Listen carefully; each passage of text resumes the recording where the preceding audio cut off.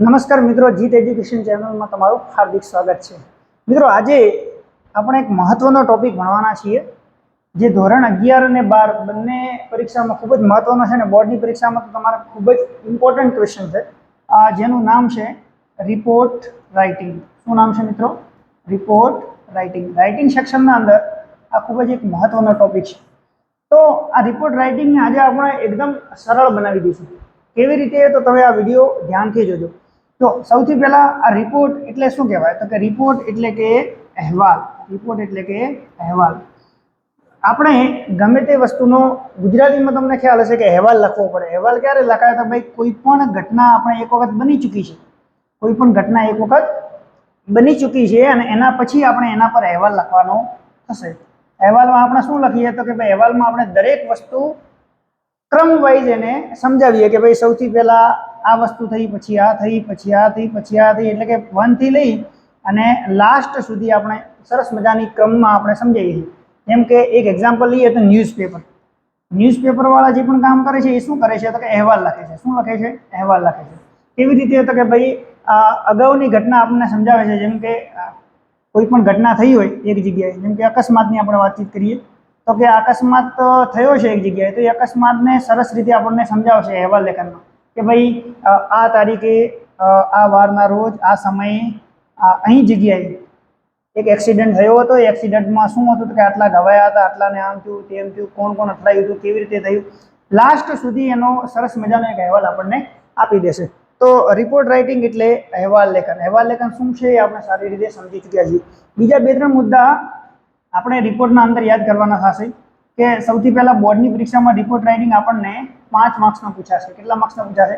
5 માર્ક્સનો। બીજું, આ report writing છે એ હંમેશા અથવામાં પૂછાય છે। કોના અથવામાં પૂછાય છે? તો કે ઈમેલ રાઇટિંગના અથવામાં પૂછાય છે। એક બાજુ ઈમેલ રાઇટિંગ હશે ઓર અથવા તો આપણે રિપોર્ટ રાઇટિંગ, તમને જે બેમાંથી સરસ રીતે ફાવતું હોય એ આપણે લખી શકાય।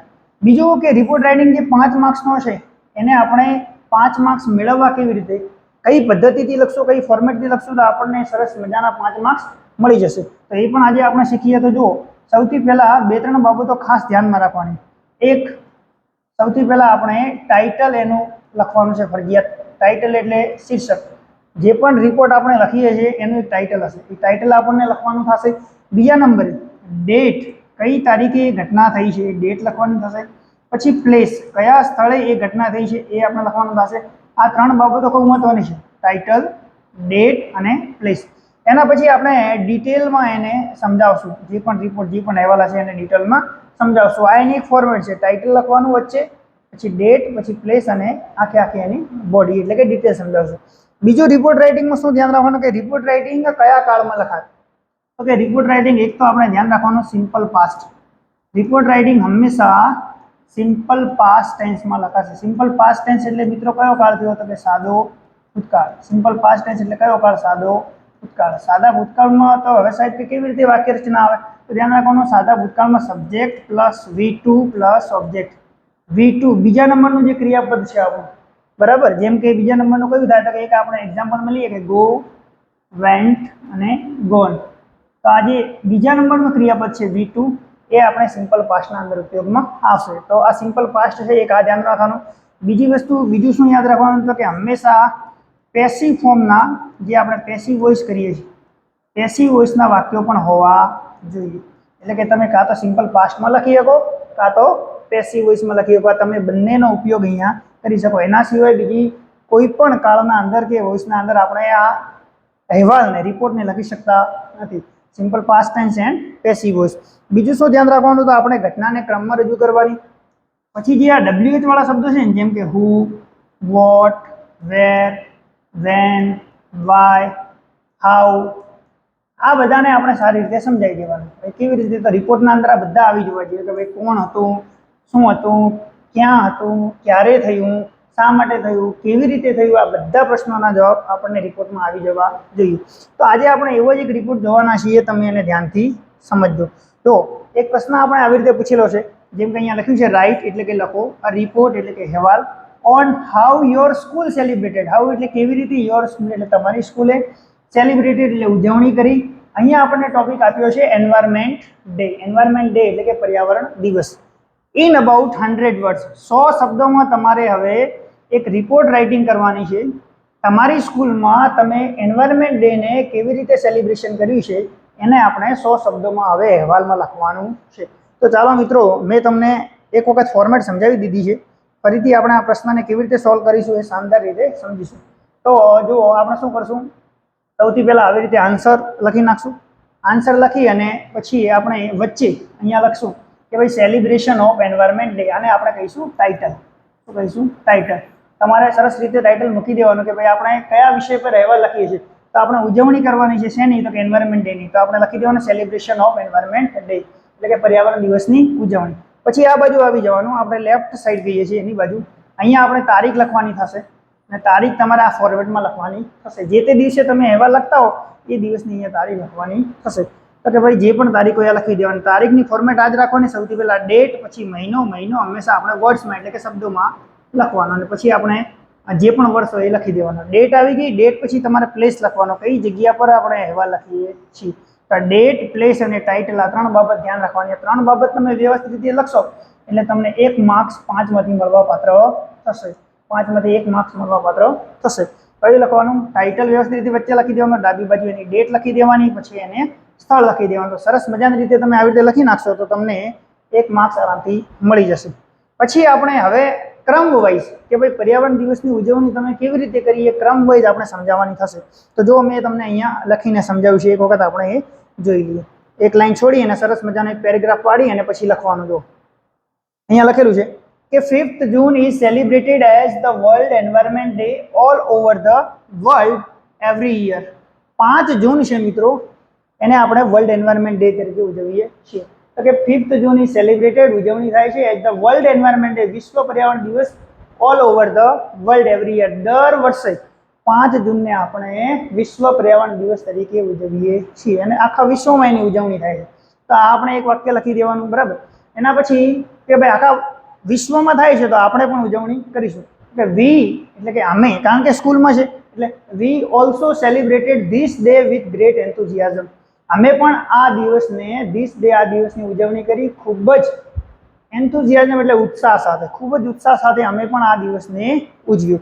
જો મિત્રો, મેં તમને કીધું સિમ્પલ પાસ્ટ, તો જો આ છે આપણું ઇઝ અને ઈડી, એટલે કે આ પેસિવ ફોર્મમાં છે. આ વાક્ય પેસિવ ફોર્મમાં છે. પેસિવ ફોર્મમાં શું હોય? ક્રિયાપદ હંમેશા V3 હોય. પછી અહીંયા તમે જો વી પછી ડાયરેક્ટ સબ્જેક્ટ, પછી સેલિબ્રેટેડ V2 છે. તો આ પાસ્ટ ફોર્મમાં છે, સિમ્પલ પાસ્ટ. તો આ બંનેનો ઉપયોગ થશે. તો આપણે લખ્યું કે અમે પણ ઉજવણી કરી ખૂબ જ ઉત્સાહથી. શરૂઆત કેવી રીતે થઈ? તો જો ઘટનાના ક્રમ જુઓ. ધ પ્રેયર વોઝ સંગ એટ ફર્સ્ટ. સૌથી પહેલા પ્રેયર એટલે કે પ્રાર્થના કરવામાં આવી. શું કરવામાં આવી? પ્રાર્થના કરવામાં આવી. આપણે ગમે તે પ્રોગ્રામની શરૂઆત હંમેશા પ્રાર્થનાથી કરીએ છીએ. ધેન એના પછી the guest were welcomed by our principal with flower bouquet. પછી જે અમે મહેમાન બોલાવ્યા હતા, ગેસ્ટ બોલાવ્યા હતા, એમને વેલકમ કરવામાં આવે. કોના દ્વારા? તો કે પ્રિન્સિપલ, અમારા પ્રિન્સિપલ દ્વારા એમને ફ્લાવર બુકે, એક બુકે આપી ફ્લાવરનું, ફૂલોનું, અને એમને વેલકમ કરવામાં આવે. તો આવી રીતે ક્રમ વાઇઝ હોવું જોઈએ. પછી a tree plantation drive was organised at our school. તો શું કરવાનું હતું? કારણ કે વર્લ્ડ એન્વાયરમેન્ટ ડે હતો એટલે એક ટ્રી પ્લાન્ટેશન, એક વૃક્ષો વાવવાની આપણે ડ્રાઈવ ચલાવવાની હતી અને ડ્રાઈવને ઓર્ગેનાઇઝ કરવામાં આવી અમારી સ્કૂલના અંદર. એટલે કે વૃક્ષો વાવવાની એક ડ્રાઈવ ચલાવવામાં આવી. All the students of eco club, principal and chief guest planted saplings. અને બધા જ હવે એમાં સહભાગી બન્યા. કોણ કોણ હતા? તો કે જેટલા પણ સ્ટુડન્ટ્સ ઇકો ક્લબના હતા, શાળાના પ્રિન્સિપલ હતા, એન્ડ ચીફ ગેસ્ટ જે અમે મુખ્ય મહેમાન બોલાવ્યા હતા, એ બધાએ શું કર્યું? પ્લાન્ટેડ સેપલિંગ્સ, નાના નાના છોડવાઓ વાવ્યા અને એને પ્લાન્ટ કર્યા. તો દેખો કેવી રીતે સરસ મજાની સૌથી પહેલા પ્રાર્થના કરી, પછી આપણે વેલકમ કર્યા ગેસ્ટને, પછી ટ્રી પ્લાન્ટેશન ડ્રાઈવ કરી, એના અંદર શું કર્યું? તો બધાએ જ વૃક્ષો વાવવાની શરૂઆત કરી. આવી રીતે લાઇનસર હોવું જોઈએ ક્રમમાં. એના પછી શું થયું? તો કે ભાઈ એક વખત આ બધું થઈ ગયું, એના પછી નેક્સ્ટ જે આપણે થયું એ પ્રોસેસ જોઈએ. Principal and chief guest interacted with the students and spoke about the threat to the environment. પછી જે પ્રિન્સિપલ આચાર્ય હતા અને ચીફ ગેસ્ટ મુખ્ય મહેમાન હતા, એ સ્ટુડન્ટ સાથે ઇન્ટરેક્શન કર્યું, એટલે કે વાતચીત કરી. શું ઇન્ટરેક્શન કરી? અને સ્પોક્સ એટલે બોલ્યા. શું બોલ્યા? તો કે થ્રેટ ટુ ધ એન્વાયરમેન્ટ. આપણને સમજાવ્યું કે આ પર્યાવરણ માટે થ્રેટ શું છે, શું શું એને તકલીફ આપી શકે છે, એના વિશે અમને સમજાવાય. એટલે આપણે શું સમજાવ્યું છે કે વધારે વૃક્ષો વાવવા જોઈએ, જેનાથી પર્યાવરણને શું થાય? ફાયદો થાય. એક પેરેગ્રાફ આપણે આ લખ્યો. પછી નેક્સ્ટ પેરેગ્રાફમાં શું લખીએ છીએ? જો students raise the slogans and displayed posters regarding different environmental issue. Students જે વિદ્યાર્થીઓ હતા એમના હાથમાં શું હતું? સ્લોગન્સ હતા, અલગ અલગ વાક્યો લખેલા, જેમ કે વૃક્ષો વાવો, આવી રીતે વૃક્ષો બચાવો, આવી રીતે. એન્ડ ડિસ્પ્લેડ પોસ્ટર હાથમાં પકડીને ઊભા હતા રિગાર્ડિંગ ડિફરન્ટ એન્વાયરમેન્ટલ ઇસ્યુ, જે પર્યાવરણની સાથે અમુક ઇસ્યુ થયા છે, ઇસ્યુને કેવી રીતે દૂર કરવા તેના સરસ મજાના પોસ્ટર બનાવીને વિદ્યાર્થીઓ બતાવી રહ્યા હતા. પછી potted plants were added to the school garden. School ગાર્ડનના અંદર, બગીચાના અંદર, સ્કૂલના અંદર પોટેડ પ્લાન્ટ્સ, પેલા કુંડાવાળા પ્લાન્ટ સરસ મજાના ત્યાં મૂકવામાં આવ્યા, એમાં એડ કરવામાં આવ્યા. Students participated in various competitions like quiz, drawing, elocution etcetera. અને પછી વિદ્યાર્થીઓ શું કર્યું? તો પાર્ટિસિપેશન કર્યું. અમુક સ્પર્ધા પણ રાખવામાં આવી હતી, જેમ કે કોમ્પિટિશન કઈ કઈ હતી? તો કે ક્વિઝની સ્પર્ધા હતી, ડ્રોઈંગની સ્પર્ધા હતી, ઇલોક્યુશન કોમ્પિટિશન એટલે કે વક્તૃત્વ સ્પર્ધા હતી. આ સ્પર્ધાના અંદર શું કર્યા હતા? કે વિદ્યાર્થીઓ ભાગ લીધા અને સરસ મજાનો એક કાર્યક્રમ થયો. તો જો સ્ટેપ બાય સ્ટેપ છે, આટલા સુધી થયું. પછી આપણે છેલ્લા પેરેગ્રાફમાં લખવાનું, હવે સમાપન કરવાનું છે. ફર્સ્ટ પેરેગ્રાફના અંદર આપણે શરૂઆત કરી, ઇન્ટ્રોડક્શન કરી, વચ્ચેના અંદર આપણે સમજાવ્યું કે કઈ કઈ એક્ટિવિટીઝ થઈ, અને લાસ્ટ પેરેગ્રાફના અંદર આપણે શું કરવાનું છે? તો કે એનું સમાપન કરવાનું છે. તો જો really we celebrated the day with the go green activities and enjoyed a lot. અમે જે ખરેખર કહેવા જઈએ તો અમે જે સેલિબ્રેશન આ દિવસનું કર્યું એ ગ્રીન એક્ટિવિટીઝ, એક સુંદર મજાને હરિયાળું વાતાવરણ બનાવી દીધું, હરિયાળી એક્ટિવિટીઝ કરી અને એન્જોય, અને ખૂબ જ એન્જોય કર્યો, ખૂબ જ મજાની રીતે અમે આ દિવસને ઉજવ્યો. તો આ વાક્ય આપણે દરેક જગ્યાએ સારી રીતે લખી શકીએ. Then the day was great. ખૂબ જ મહત્વનો દિવસ હતો. And has certainly made a difference to the way we view our environment. અને એક મહત્વની બાબત, એક આપણને શું શીખામણ આપી એ પણ આપણે લખી શકીએ. તો અહીંયા લખ્યું છે કે આ દિવસ જે અમે મનાવ્યો એ અમારા દિવસમાં એક ડિફરન્સ લાવી દીધો જીવનમાં. શું હતું? કે જે રીતે અમે પર્યાવરણને જોતા હતા એ પર્યાવરણને જોવાનો નજરિયો બદલાઈ ગયો. હવે અમારો નજરિયો કેવો થઈ ગયો? કે હવે અમારો નજરિયો થઈ ગયો પોઝિટિવ. તમે સારી રીતે જોવા લાગ્યા, બરાબર? તો આવી રીતે ઇન્ટ્રોડક્શન પછી આપણે થોડી ડિટેલ્સ લખશું એની ક્રમ વાઇઝ. પછી લાસ્ટમાં આપણે આ દિવસની ખૂબ જ સારી રીતે ઉજવણી કરી, અમને ખૂબ મજા આવી અને અમે આવું શીખ્યા. આવી રીતે આપણે એક રિપોર્ટ લખી શકીએ છીએ. ખૂબ જ સરસ મજાનો રિપોર્ટ છે, અને આ જે આપણે ડિટેલ્સ લખી એના આપણને 4 માર્ક્સ મળવાપાત્ર થશે. કેટલા માર્ક્સ મળવાપાત્ર થશે? 4 માર્ક્સ મળવાપાત્ર થશે. એટલે કે 1 માર્ક્સ આપણને ટાઇટલ, પ્લેસ અને ડેટ, અને એના પછી 4 માર્ક્સ આપણે જે આ ડિટેલ્સ લખી સરસ મજાની એના મળવાપાત્ર થશે. ખાલી એક વસ્તુ ધ્યાન રાખવાની છે, કાળ, સિમ્પલ પાસ્ટ ટેન્સ અને પેસિવ ફોર્મ આમાં આપણે હંમેશા લખવાનું થશે. તો આ તો આપણો રિપોર્ટ રાઇટિંગ. આઈ હોપ કે તમને સરસ રીતે રિપોર્ટ કેવી રીતે લખવો એ સમજણ પડી ગઈ છે. ઈમેલ અને રિપોર્ટ આ બંને અથવામાં પૂછાય છે. તમને જે સારી રીતે આવે એ લખી શકો, રિપોર્ટ પણ લખી શકો, પરંતુ રિપોર્ટ લખવાની ફોર્મેટ આવી રીતે હોવી જોઈએ. નેક્સ્ટ વિડીયોમાં ફરીથી મળીશું મિત્રો. ત્યાં સુધી ધન્યવાદ.